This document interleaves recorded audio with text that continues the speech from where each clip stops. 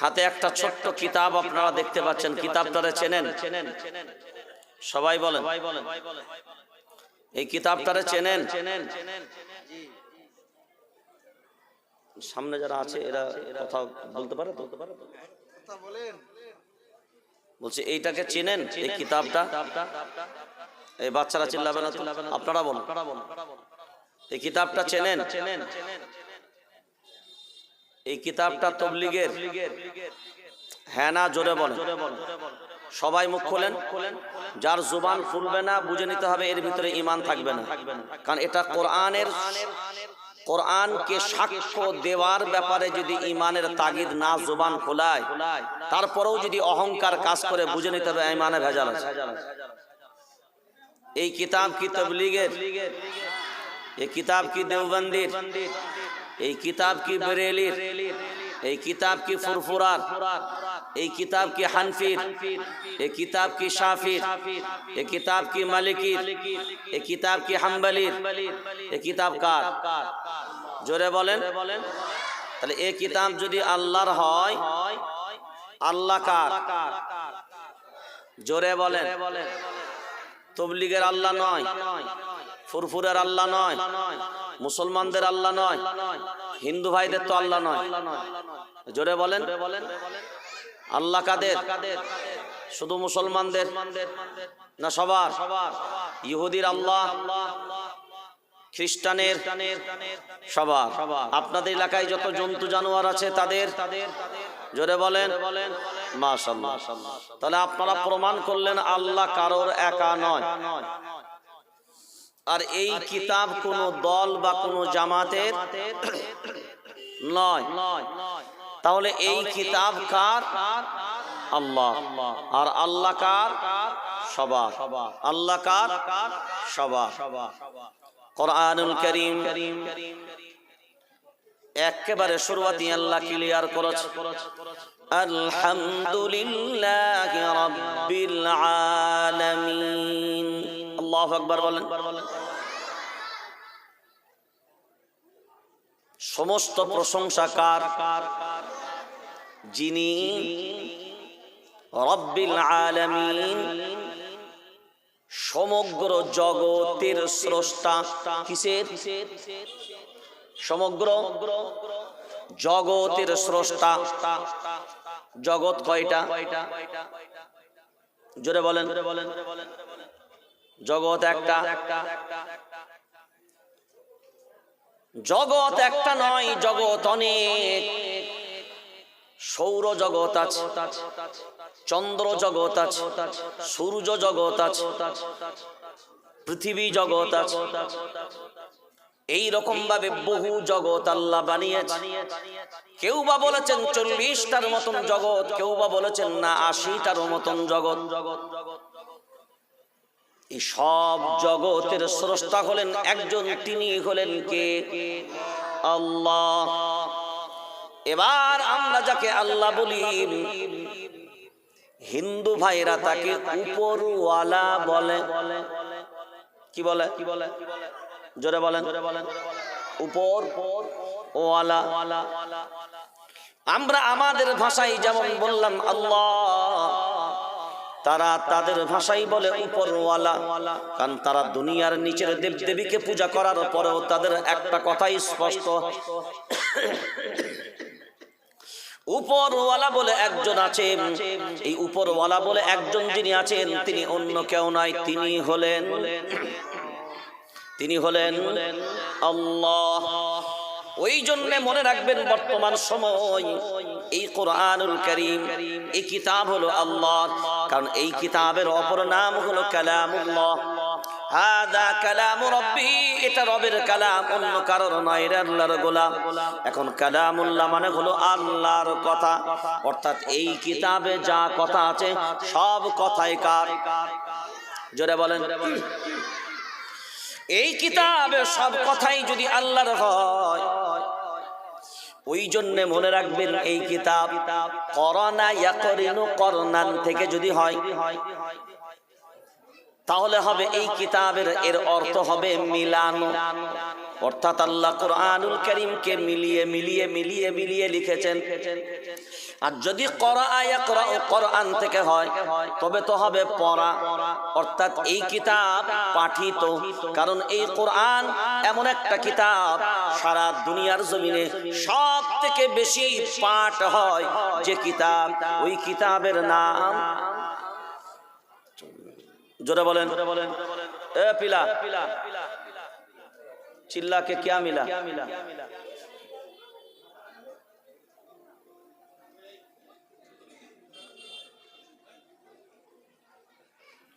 এবার লক্ষ্য করে দেখি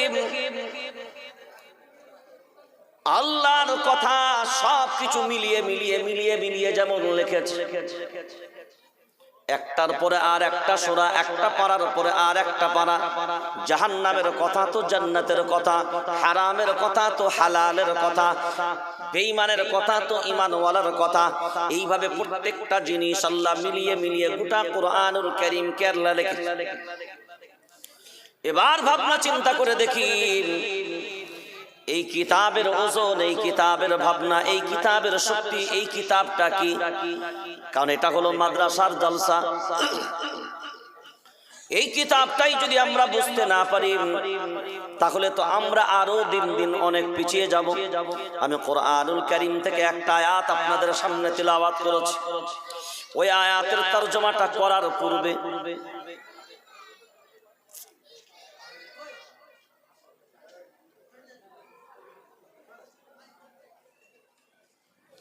এই বাচ্চাগুলো কি ঘরে ঘুমানোর টাইম হয়নি নাকি? যদি ঘর পাঠিয়ে দেন, এভাবে কথা বলা মুশকিল হবে।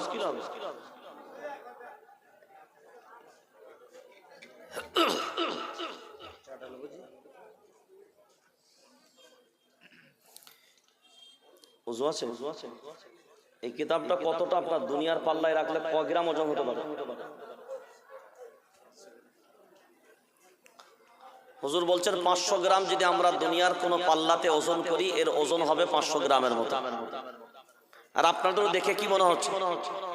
5-10 কিলো হবে নাকি? হ্যাঁ, আমারও অনুমান, আমারও হাত তাই একই বলছে যে 500 গ্রামের মতন ওজন হতে পারে। কোরআনুল কারীম সূরার নাম সূরা আহজাব, 22 নম্বর পারা 6 নম্বর সাফার ভিতরে আল্লাহ বলেন, إنا عرضنا الأمانة على السماوات والأرض والجبال فأبين أن يحملنها وأشفقن منها وحملها الإنسان إنه كان ظلوما جهولا الله أكبر বলেন। এই কিতাব আমি আল্লাহ আসমানের উপরে যখন নাজিল করতে চাইলাম, আসমান বলে আমার পক্ষে নেওয়া সম্ভব নয়। এই কিতাব যখন আল্লাহ জমিনের উপরে নাজিল করতে চাইলেন, এই জমিনও বলে আমার পক্ষে নেওয়া সম্ভব নয়। আল্লাহ বলেন তাহলে আসমান যখন নেবে না, জমিনও যখন নেবে না, তাহলে এই দুনিয়ার জমিনে সব থেকে শক্তিশালী কোনো পাহাড়, তাহলে পাহাড় তুমি এই কিতাবকে নাও। পাহাড় বলে আমার পক্ষেও সম্ভব নয়। এখন ভাবনা চিন্তা করে দেখেন, এই কিতাব আমাদের দুনিয়ার দাড়ি পাল্লায় 500 গ্রামের মতন ওজন। আসমান বলে আমার পক্ষে নেওয়া সম্ভব নয়। কারণটা কি? লাউ আনজালনা হাযাল কুরআন আলা জাবালিন লারাআইতাহু খাশিআন মুতাসাদ্দিআন মিন খাশিয়াতিল্লাহ। আল্লাহু আকবার বলেন।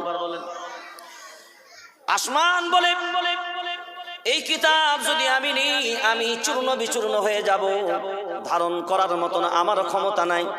জমিন বলে আমি যদি নিই, আমি চূর্ণ বিচূর্ণ হব, আমার পক্ষে সম্ভব নয়। পাহাড় বলে আমি এত শক্তিশালী হতে পারি, ঠিক কথাই।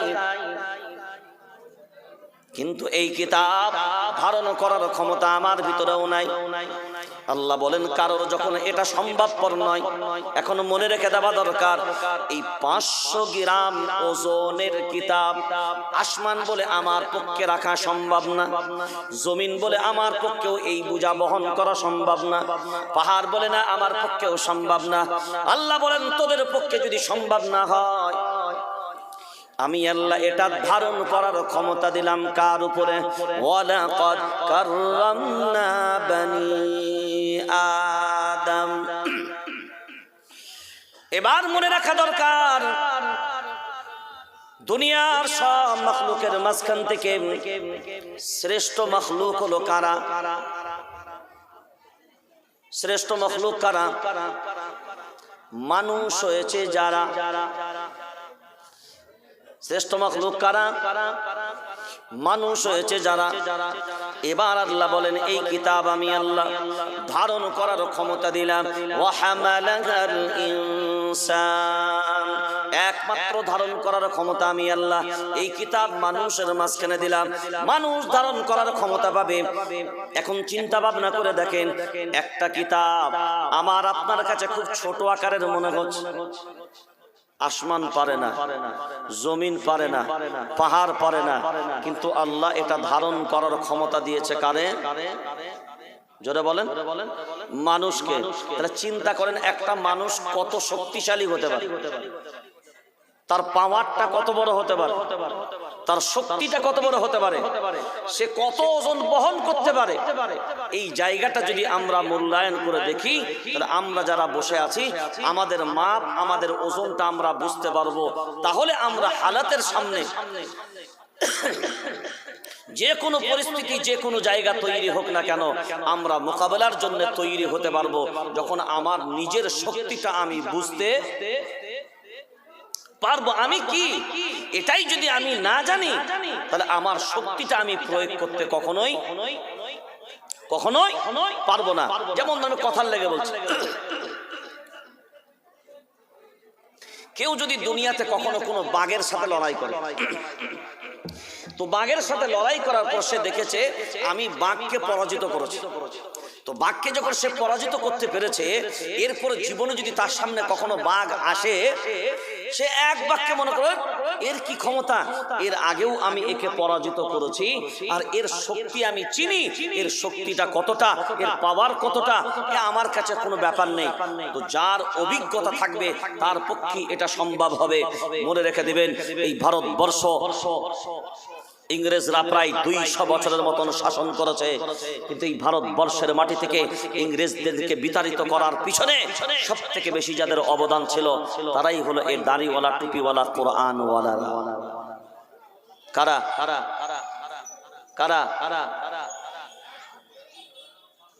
ইতিহাস যদি আমরা দেখতাম কোনদিন মূল্যায়ন করে, ইংরেজদের শাসন ক্ষমতার মাঝখানে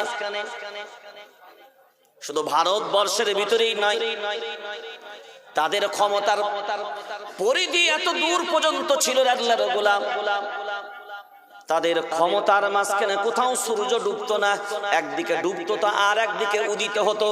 এত পাওয়ারফুল শক্তি, তারপরেও ভারতে আছে না গেছে?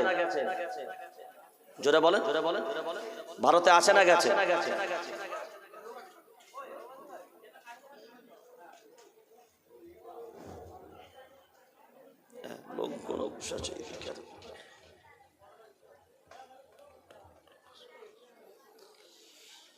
এখন কি ইংরেজ ভারতে আছে বলে মনে হয়? জোরে বলেন, কোথায়? বিতাড়িত হয়েছে না হয় নাই? জোরে বলেন। এখন বলে বিতাড়িত যখন হয়েছে, বিতাড়িত করেছে কারা? এই ভারতীয়রাই না? কারা? এই ভারতীয়রাই করেছে। হ্যাঁ, ভারতীয় শুধু মুসলমান যে একা তা নয়, ভারতীয় যারা তারা সবাই মিলিতভাবে করেছে। কিন্তু আজকের বর্তমান সময়ে এক শ্রেণীর মানুষ এটা ভাবছে না, এই দেশটা বুঝি মুসলমানদের না। আপনারা জানেন যে এই মুহূর্তে আমরা লক্ষ্য করে দেখছি, মাইকলা কই গো, মাইকলাকে ডাকেন।